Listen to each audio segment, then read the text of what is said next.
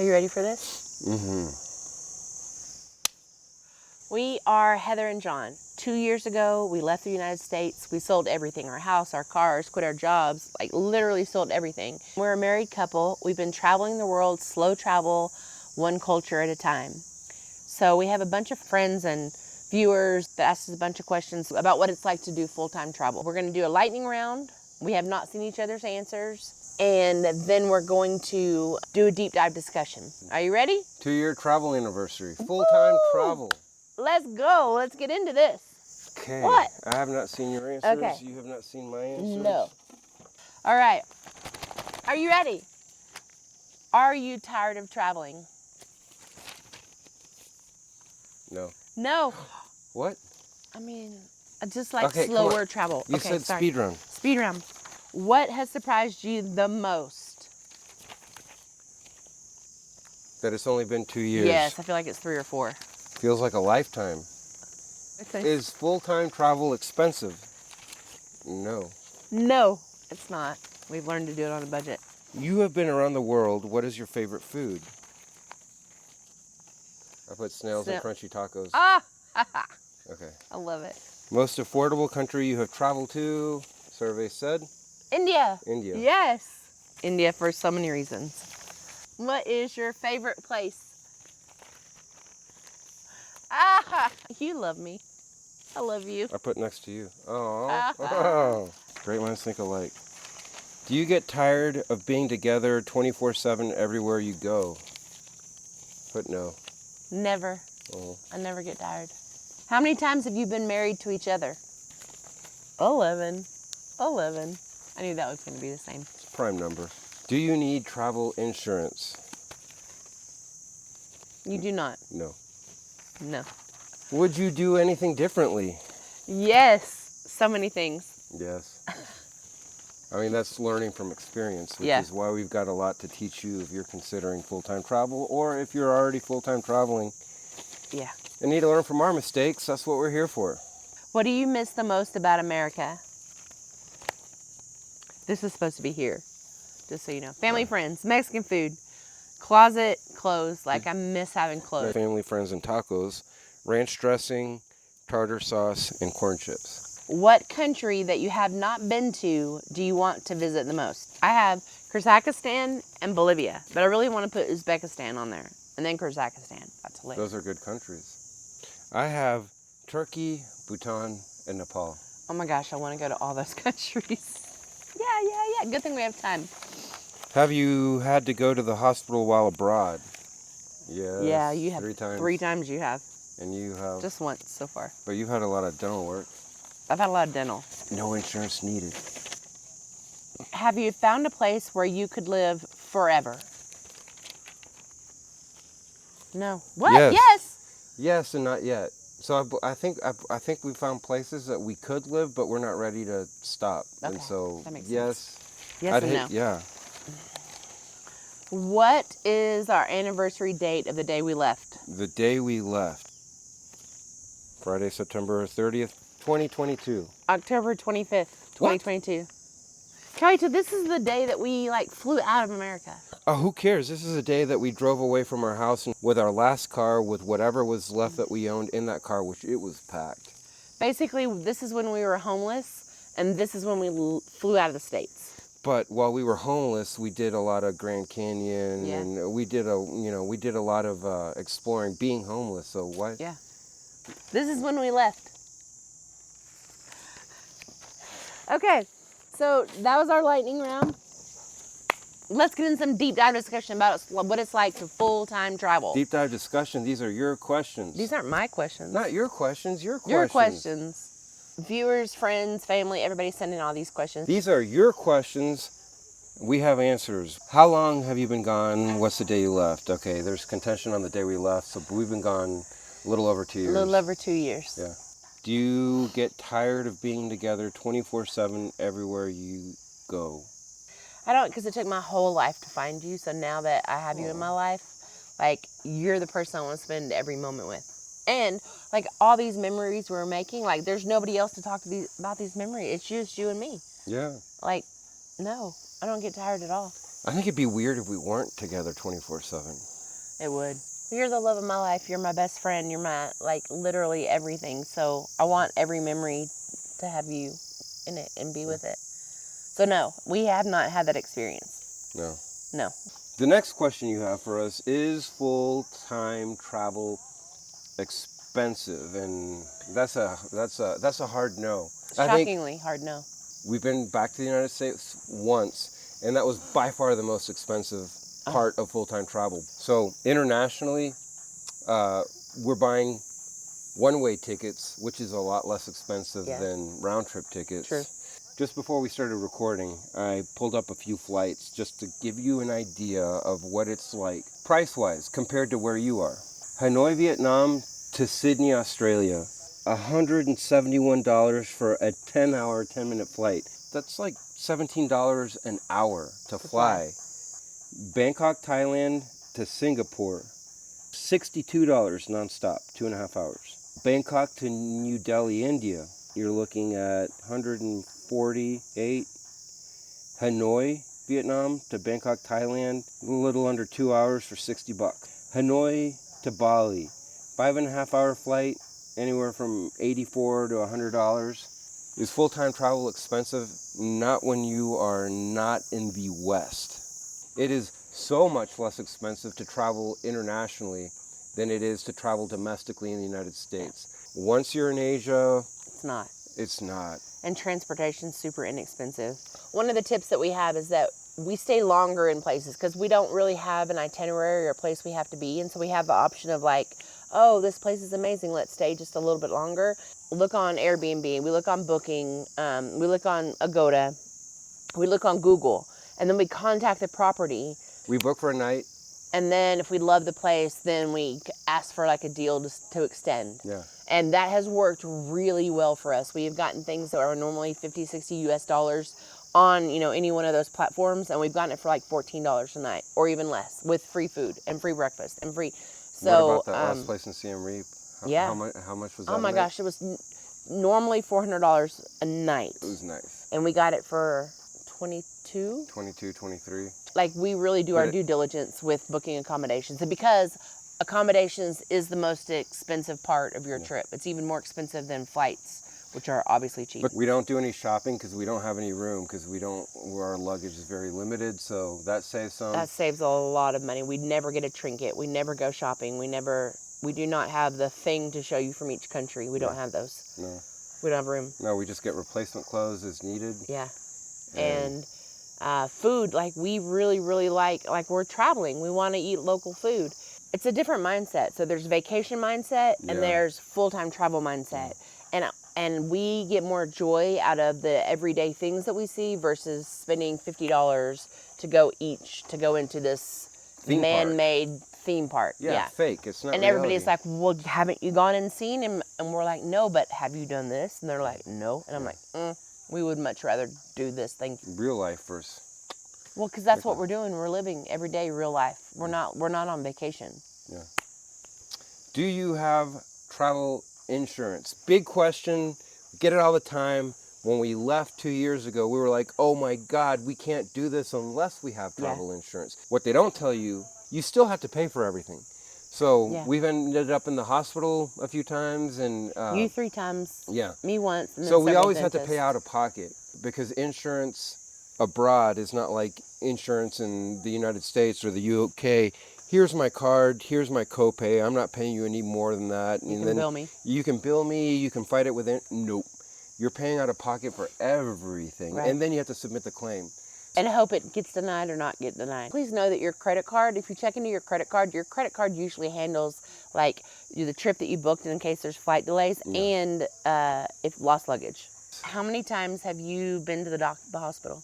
You've been 3 times. So I thought I was having heart attacks and heart issues. And it was scary. It was scary. The summer in Vietnam, this summer, 2024, was absolutely brutal. We're on a motorcycle. We've got too much luggage. We're riding tandem, so it's like I'm carrying all the weight, and I thought I had a heart attack. Went to the hospital. How much was it for the CAT scan, ultrasound, blood tests, consultation and pharmacy. Yeah. $42. $42. No travel insurance. We're 52, and our travel insurance premiums. So the minute I hit 50, mine doubled. Yeah, it was crazy. Doubled. Yeah.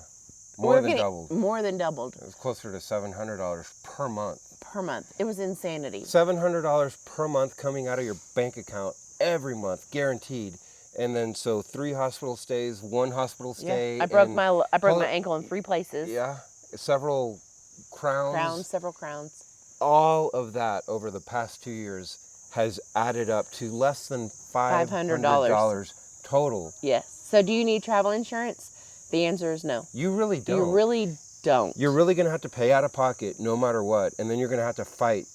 You're going to have to submit your claims, and you're going to have to fight, and it's a roll of the dice whether you get that money back or not. And our medical care here for the whole 2 years we've been traveling has been phenomenal. Like in and out with the test results, 2 hours. Like every country we've been to, whether it's dental or medical, we've had the best experience. Next question, what have we learned about full-time travel? Number 1, you don't need travel insurance. Number 2, it is inexpensive. It is much more inexpensive than you think. I love that every day it's a whole new experience, or waking up to a new experience every single day. Yeah. Like I feel alive. Yeah, we get to meet so many people. Yeah. Feel more in tune. Yeah. So our preference is traveling natural world. We've kind of hit upon that. Like we're not into the Disney man-made, prefabricated experiences. Just forces us to live in the moment. Yeah. We're always like very present in what's happening in our lives. Tiger, lion, bear. Oh my. It's so true. I think both of us are big history buffs. So like here's a chance for us to be in like living history and culture and So it's the cultures that we're in, and we get to just submerge ourselves completely. Yeah. And I think there's some more questions coming into how do we communicate and how do we do these things. So we'll continue to peel the layers of the onion on just what makes it so awesome, what we've learned. I think, but I have to add, one of my favorite things is that like in every place that we go, we have so many more local friends than we do travelers. What do we not like about full-time travel? Oh. What? Planning. Planning? It's always wrong. No matter what, we have to pivot. You have to have plan A, plan B, plan C. And they never... And none of those work. And so you have to, honest to goodness, be prepared to pivot. And that become a norm. Yeah. Whether it be weather, whether it be cost, whether it be like, I mean, it could just be like, it could be anything. You don't know. Like, you don't know. We came to Sapa for a few days, and we've been here a few months. Now we're using Sapa as a hub and spoke. So we'll travel from Sapa to other places. And so you never know. Visas are frustrating. They're challenging. Visas are a big deal.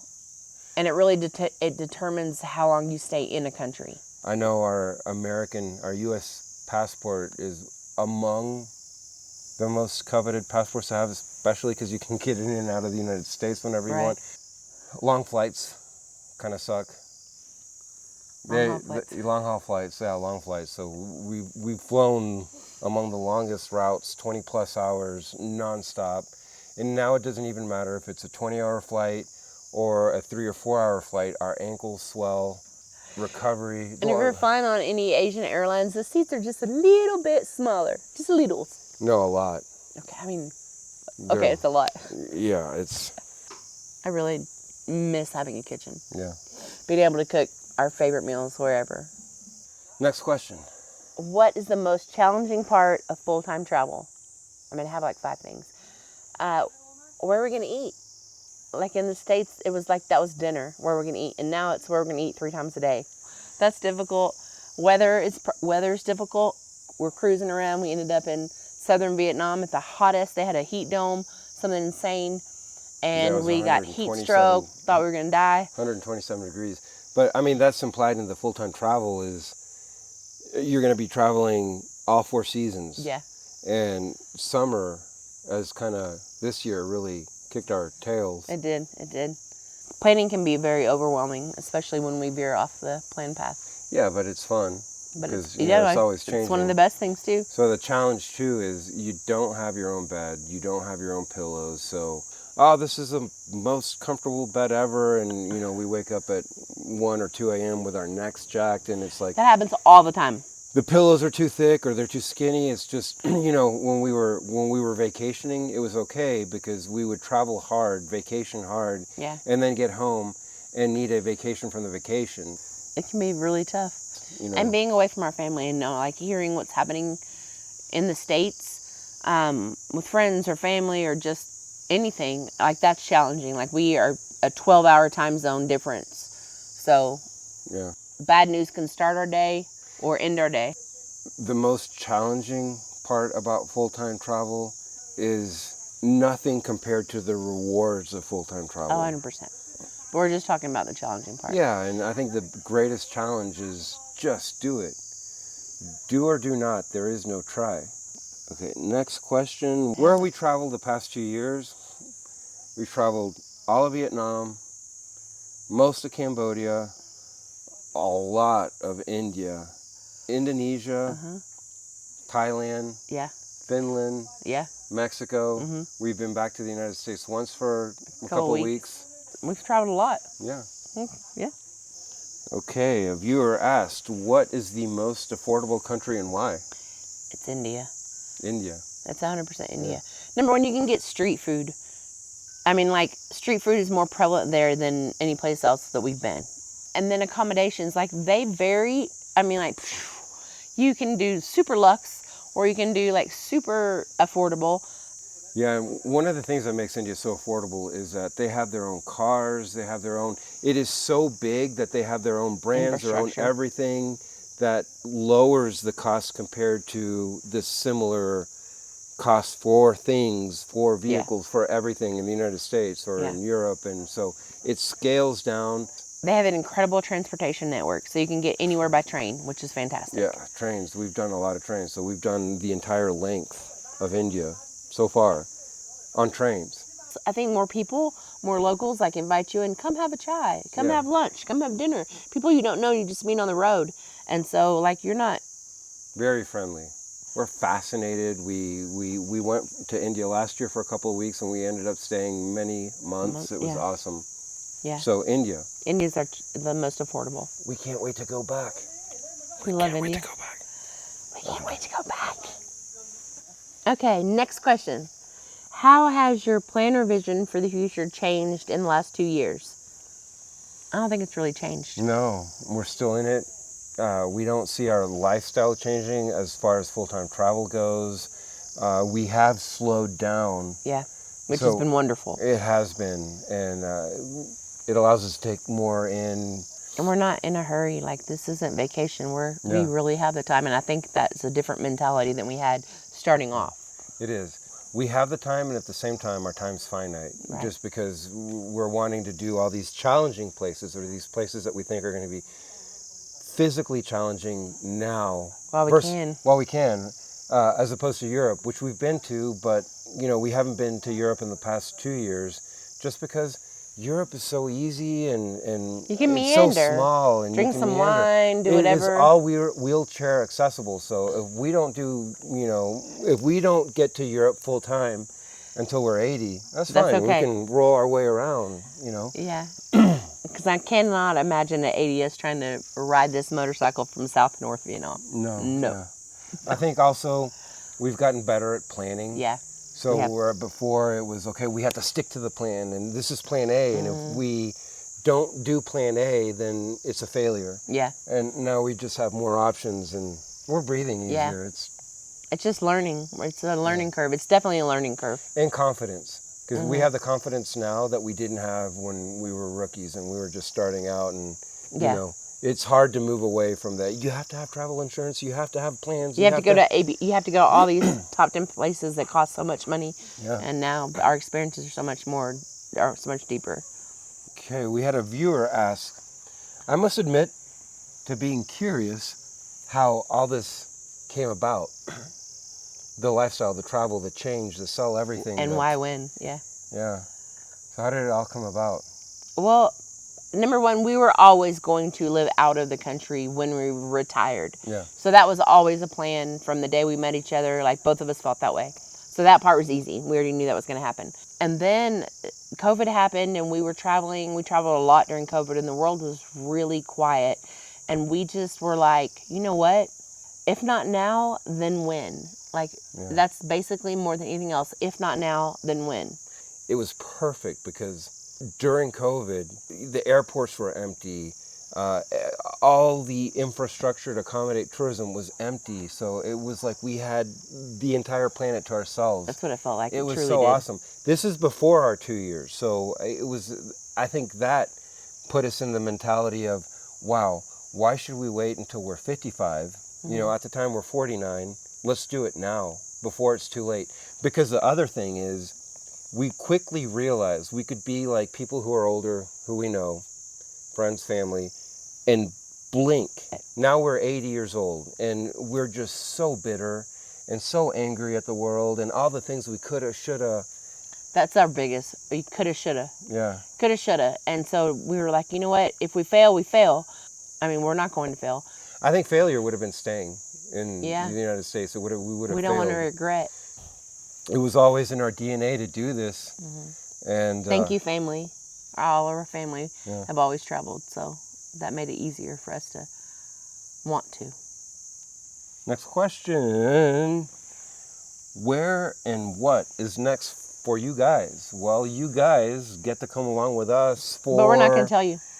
We can't. It's too big. I mean, it's big. It's big. It's super, super exciting. It's big. It starts January 13th. No. And we are pumped. Yeah. Yeah. Oh, I'm going to need a few days to recover from the long haul flights.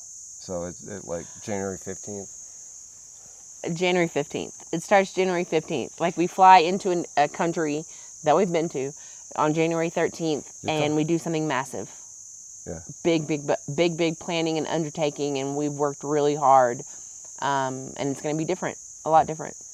Yeah, I know it's going to be better. I think, it's going to be awesome. Better. Yeah, and that's the thing.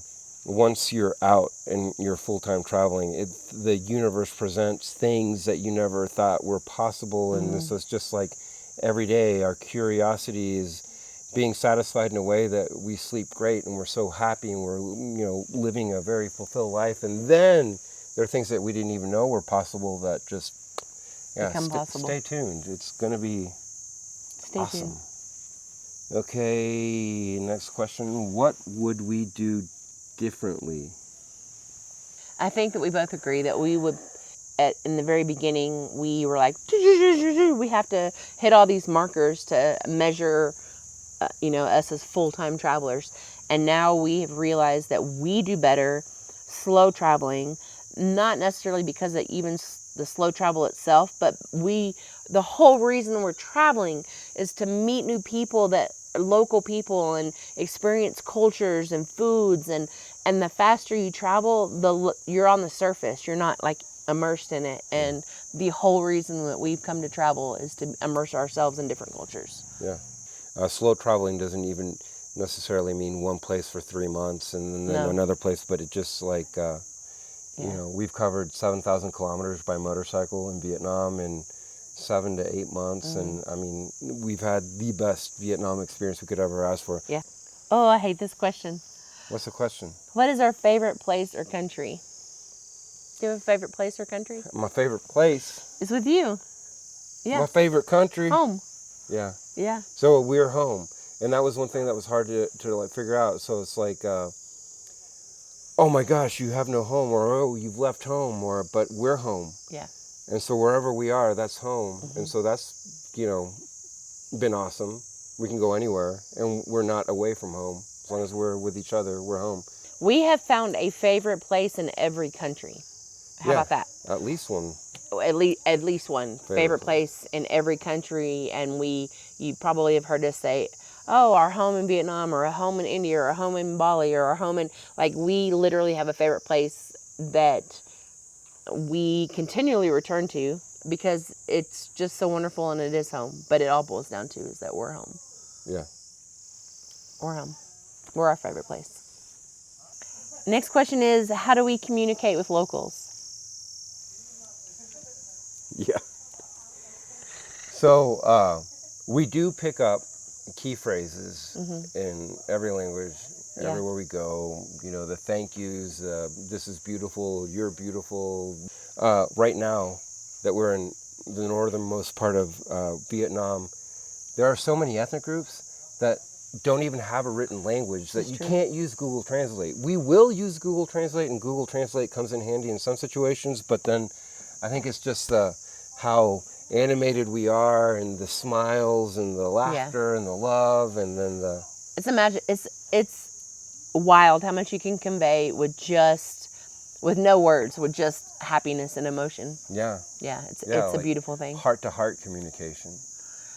Big tip is that when you are using Google Translate is fantastic, except as he explained. But if you're looking at Google Translate for menus, like there's been a couple of times we've had our dad's old goat balls. Yeah. So you have to be careful because Google menu translate sucks. For Vietnam, for Vietnamese, it doesn't work great. For you know, here's what I'm trying to say, and translate is worked pretty great. Yeah. It actually has corrective features, but for menus, no. Have we ever felt we were in danger? Like our life was in danger? Never. Yeah, that's a question. No. Have you ever felt like your life was in danger? No. No, never. No. There have been some scary situations, but not dangerous. But those were, and those scary situations were just our residual carryover from the United States. The fireworks. 100% fireworks. Where were we? We were in India. In India. Close to last year. Yeah. Yeah, close to the Pakistani border, and we're having dinner.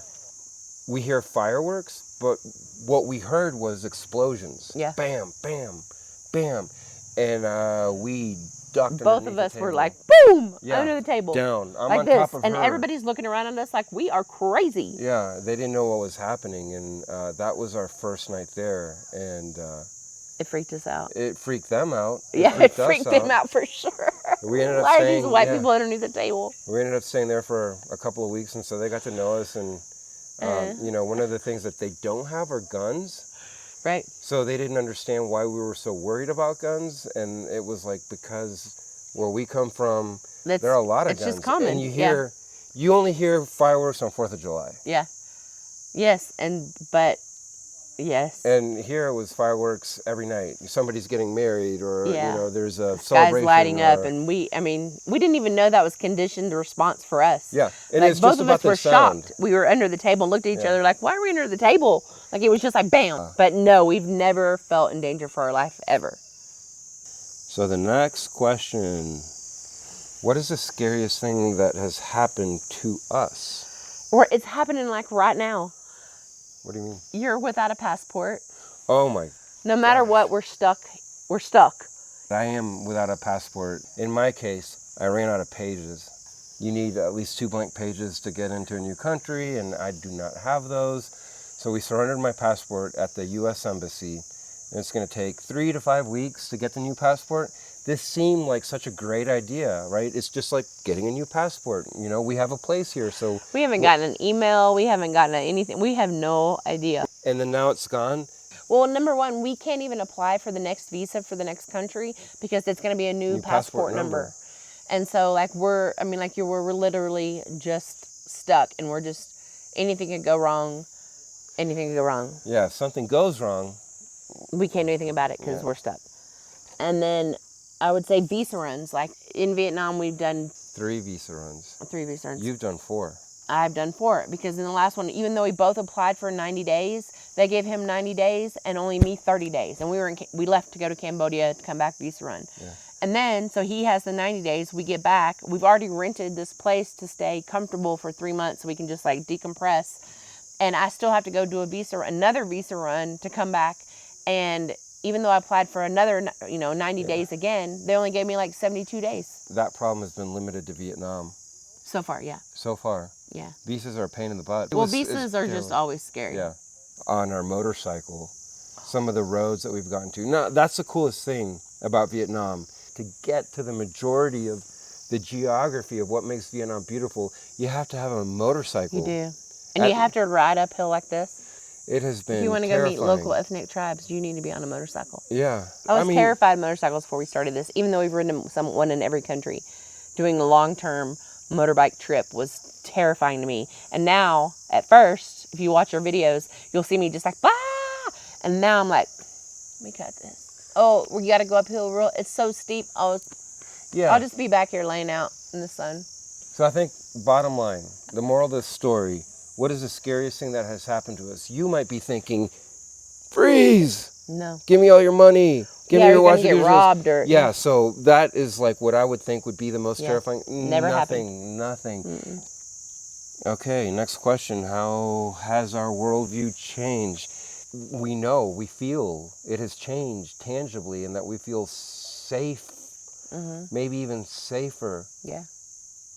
In the world than we did before we left the United States. And part of that was, we know it's going to be hard leaving the United States, but we made a deal with the universe. We would rather die by earthquake or tsunami, typhoon, landslide, any of these natural disasters. We would rather die from that than from road rage, mass shooting, all this stress. And those things just don't happen in any of these countries. They don't have guns, so those things just don't happen. The mass shootings don't, They just don't happen. And so you do walk around the world just feeling a little safer. I think worldview, too, is that when we were growing up, going through school, we took history, like world history, and so much of it was about the Western world. And so little of it was about the Eastern world. Now it kind of feels like we're living in this, in history all the time. We're learning so much. Yeah. And whether that be traditions or shamanism or different, all the different religions. I mean, it could be, how to forage for food. Like we're always learning something new that was never even on our radar before. Yeah. We talked earlier about, does that make the world smaller for you, or does that make the world seem bigger for you? And I think we ended up agreeing that it makes the world seem so much bigger. There's so much we haven't seen and done and experienced that. The universe makes sense in that it is so big and so amazing and beautiful. Travel, and not just traveling to the big cities where the international airports are, but getting out into the natural world. It's our comfort zone. It's peaceful. It's, we feel safe. We just love learning. Both of us really love to learn. It's true. Where we would have years of U.S. history and Texas history and American history, and maybe a couple of chapters on Asia. Yeah. Like India has just blown our minds. It's like Game of Thrones. It's every state is its own kingdom, and not to get too much into that. We've got some videos about that, but it's just, our worldview has changed, that we want more. Yeah. We're hungry, we're thirsty, we want to, we want more. It's like feeding our soul to just It's continue. a good way to put it. Yeah. Yeah. Next question. So food. You're the foodie. I am the foodie. How are you adjusting to different diets? I don't think there's any animal we haven't eaten. I don't think there are many insects that we haven't eaten. At this point, we've tried all sorts of stuff. We don't say no. We're just trying something new, so. It's a rule we have. We don't say no. Yeah. We try everything. Yeah. What I really think that the person's asking is, how has different diets affected your stomach? Like, have you been on the toilet forever or gotten food poisoning? Montezuma's Revenge. Yes. And we can honestly say that I have a problem with getting John sick or myself, it's all on us. So random animals, they're all over. I have to touch all the animals, and then we happen to walk past, I have to pet them all. We walk past a street food place, and I'm like, oh, let's try that. And I grab it, and I shove it in his mouth. And sometimes we've spent a lot of time on the toilet. But the good news is there are pharmacies everywhere. Everybody wants to help you. And we have not actually had food poisoning from a place because of. I've had food poisoning. I have been, and you have too. It's probably my fault. If out of 365 days a year we're eating out and about in the natural world, I would say 3 or 4 of those. There have been times when we've gotten food poisoning, either mild or severe. Okay, in my head, so that does happen, but I think the moral of the story is we embrace the different diets, and we haven't been burned too bad. Usually user error. Let me pet all the animals. Oh, yes, let me have this. We love food. The thing is, we will never say no. We'll never be disrespectful, and we will try everything. My dad always said in our life we had to try everything 3 times. And because the first time, just the sound of it, no. And the second time, is anybody else eating it? And the third time, you're like, do I like it or do I not? So we've continued that 3-take rule. How do you fund this lifestyle? What? So how do we fund this lifestyle? We sold everything. We sold our house. We sold our cars. Everything. We sold the clothes from our back. Like we literally sold everything. This was a trust fall with the universe. So if we were going to do it, in order to fund, we were going to have to sell everything and just go do it. Just be in it and do it. We were frugal before, but we are like super frugal now. And we just do this as inexpensively as we can do it. Because it is inexpensive. And so frugal is a way of life. If that's a thread that you have in your daily life, then you do look for the deals. And, you surround yourself with the natural world. You don't go to the Disneys of the land. And, those are things that disconnect. So we're thrifty. We're very frugal. thrifty. Our favorite place up here in Sapa to eat, which we eat at, 3-4 times a week, is $2 per person for a full dinner. Yeah, which includes like 2 meats, 2 vegetables, rice, a little sauce, soup. Yeah. And we never have to decide what we're eating because it's a different menu every day. So it's our favorite place. Yeah, so $2 plus drinks, $5 total. Yeah. That's dinner. That's dinner. Yeah. Now, who couldn't make that stretch? Yeah. Yeah. We also know that if we need to, we can do remote work. We have learned and we've met so many people, and it really truly is shocking how many opportunities there are for remote work. It's becoming more and more and more of a thing. In the next 5 years, I can even imagine it's going to be a bigger deal. So we know that that's like right here if we need to grasp onto it.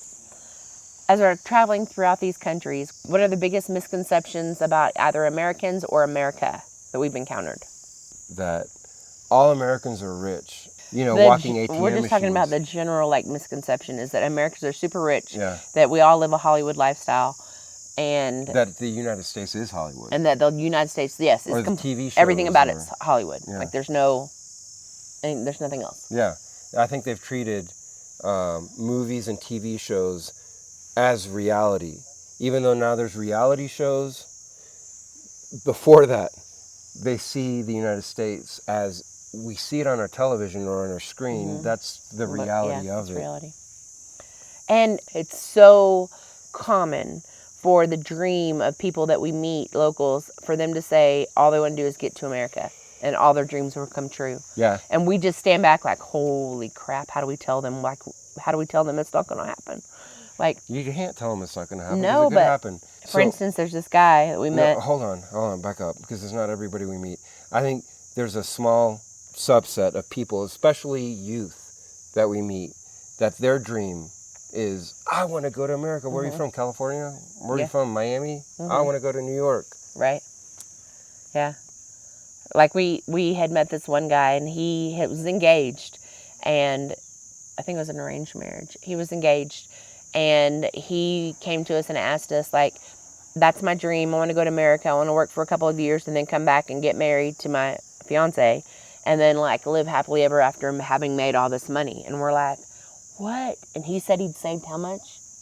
$500. He'd saved $500. He pulled me into the corner away from his coworkers and said, listen, I've got $500. How far can this get me in New York? And I'm like, okay. So $500 for, do you have the plane tickets? No, I don't have the plane tickets. So $500 for plane tickets and living in New York. Oh my gosh, it was heartbreaking. And the reason why he pulled me around the corner was his coworkers already knew. He's telling his dream to everybody, right? It's his dream. And he didn't want them to laugh at him because they all tell him you can't do it. They show him, here's how much the airfare costs. Good luck trying to get a visa to the United States. Yeah. And so it was, the reality was like, no, you can't even breathe for $500. He had saved for years. $500 for years. And for years. So it was hard. We didn't crush his dreams. I think his peers are very good about reminding him it's not possible, but yeah, it's hard. Okay, what is your long-term plan? Going back to the United States? I mean, I think it's just us. It's continuing to travel, continuing to see the rest of the world. I mean, we're talking. So we're in Asia. Asia is different from Latin America, which is different from Europe, which is different from all the islands, which is different from. Like, we have so much to see. We need to get going. Yeah. Sheesh. Yeah, We lived in the United States our first half, and now this is, you know, we call it our second half, and let's see what the second half brings. Yeah. Yeah. Yeah, we already know how the first half. Yeah. We know the script. We've been there, done that. Yeah, this is. Let's do something new. My question is, can I travel with you all? Heck yeah, come on. Yeah, so start by liking this video, subscribing to this channel, and stay tuned in for what happens in the future. We are not stopping anytime soon. Come along with us, whether it's on your video, whether you just want to come meet us someplace, like, come. Yeah. We're open. Get in touch with us. Leave a comment. Yeah. Ask questions. So the next question is, like, what are we most thankful for? 100% answers each other. Like, you are so open and you're willing to try things, and you are a beast. Like, I get shocked all the time. You're a beast. No, I don't feel like that. I'm the cheerleader. Like, we can do it. Yeah. And you are the one that makes it happen. Like, you're the one, like, get on this motorcycle, Heather. It doesn't matter if you're scared to death. We're going to go down this little tiny path, going up this mountain. And I'm like, woo! I'm scared to death, too. But have we ever wrecked? No. No, What?